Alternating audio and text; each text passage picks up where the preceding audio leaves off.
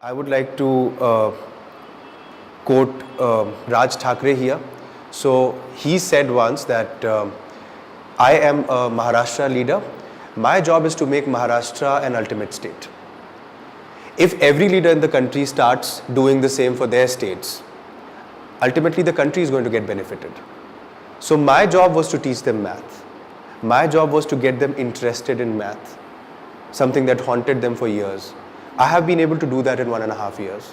They were going to be moving to 10th grade in a couple of months, and they did not even know how to add and subtract, most of them. So the condition was very sorry, and I had very little time to do anything about it. So this was the strategy that worked big time. You know, setting up targets that are achievable, still challenging. So the first thing was that when I walked into the class in the month of September, October we had mid-year exams. That was the first exam that they were going to be writing, and I was supposed to be preparing them for the same. Now, I had set a target of 80% for each one of them. And what I had done deliberately was that I had kept the syllabus really, really small. Like, there were very few objectives that I was supposed to be covering.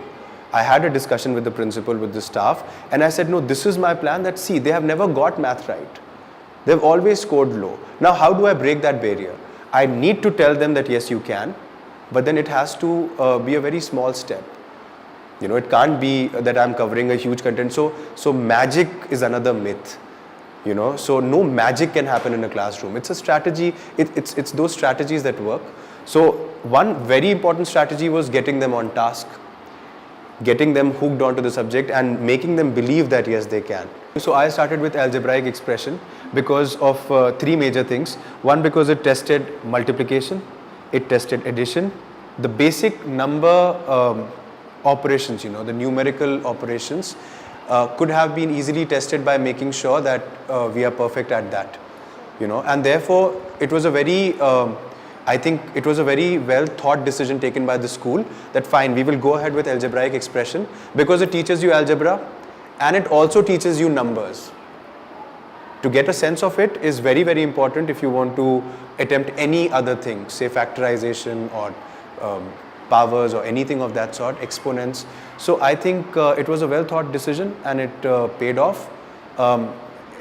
Nobody knew anything about algebraic expression, so it was new to everyone, and therefore it was not a problem planning because it was the same for everyone. Now there were 8 students who had a very tough time mastering. Now they were the people I needed to reach out to. You know, the good ones were anyways on task and they were getting things right in the class, but then people who did not even know basic addition and subtraction. So I mean, Teach for India steps in now, you know, because it genuinely supports you so much when you start looking at every single child. So Preeti was my program manager at that point in time, and I had immense support from her. I had immense support from the principal of the school, and I used to ask them to stay back. Now, they already had a tough day. They were here from 8:15 in the morning to 4:30 attending all the classes. Now, if I'm asking them to stay back, I should not be harsh to them. There was no teacher-student barrier. And I used to keep telling them that, see, it's not that you're not capable and that's why you're being detained. It's because you have the potential to, and I believe in you. So I think that, you know, with adolescents, communication becomes very important. It was such a healthy atmosphere that they grew by huge margins. And then they were a part of the class. When I was sitting in Teach for India interview, I had said that there was a Sardar ji who had cracked this joke कि train में आखिरी डब्बा नहीं होना चाहिए या किसी भी क्लास में लास्ट बेंच नहीं होना चाहिए. ये कैसे होगा? कोई ना कोई तो लास्ट आएगा, कोई ना कोई तो फर्स्ट आएगा. So when everyone scored more than 80%, it was that Sardar ji joke coming true. It was that moment for me and the class where everyone felt that we have the power to do it and we will do it next time no matter what. So I think to be able to create that confidence through numbers definitely helps big time. Yeah, so I think that daily tests are very important because it actually gives you a clear view of how much your students have learned, where are they making mistakes, and what possibly can you do with your lesson plan to reach to anybody who's struggling. I must right at the beginning inform that it's a very tough task. You know, it requires you to correct papers and sometimes you feel very bad looking at their scores and the way they have performed. But then you'll have to accept it with a pinch of salt that you know the content already. They sit here and learn 8 new things every day. If I have taught something, I would be asking one question on each of the concepts so that they get it right. And if they don't, probably I'll sit them through. I will ask them to stay back and make sure that before they leave, they have concepts in its place, like they have the right concepts before they leave for home. So homework used to be what has been taught. You're supposed to be going home and practicing the same so that I can test you further on it the next day. And if you have any confusion, you can come to me before the class hours and talk to me about it so that we are on the same page. So if somebody is lagging behind in addition, I need to be pushing him up, spending more time with him, getting to do extra classes with him, and making sure that I spend extra hours with him so that he reaches the same level where the toppers are. Now, this is how I broke this to him. There are 10 concepts. The topper would be aware of all the 10. You would probably be aware of 4. Now it's our job to learn the 6 new tricks in the book and make sure that you know as much as the topper does, and therefore both of you eventually become toppers. My job was to break it down to their level so that they understand what's written in the book. And that applies to any chapter, any concept. Now, if I walk into a class and write quadratic equation or coordinate geometry, they are definitely going to get scared because they have never seen anybody do it. In their communities, in their families, they have not seen that happen.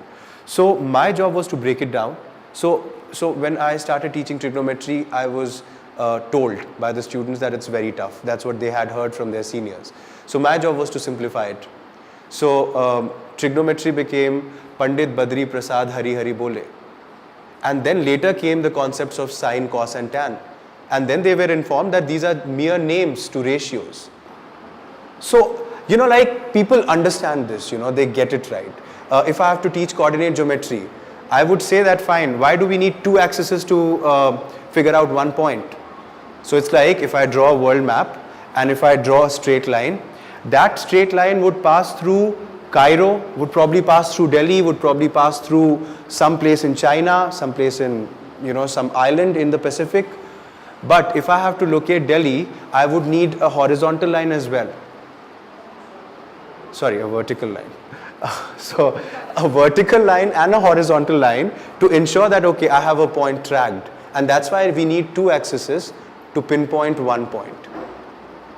So those are the things. Now Saddam Hussein's mansions being invaded by US, they properly pinpoint and they bomb and it's very dramatic. So those are the things that students love. And they kind of connect it. Acha, so this is how coordinate geometry is used in real life, tracking coordinates on planet Earth. So I think math is not abstract. People have maligned this subject, they have spread lies about it probably because they don't like it much. But then I can give you my word for it. It's a very interesting subject that builds in logic, and I think everyone should learn it. It's such a cool subject.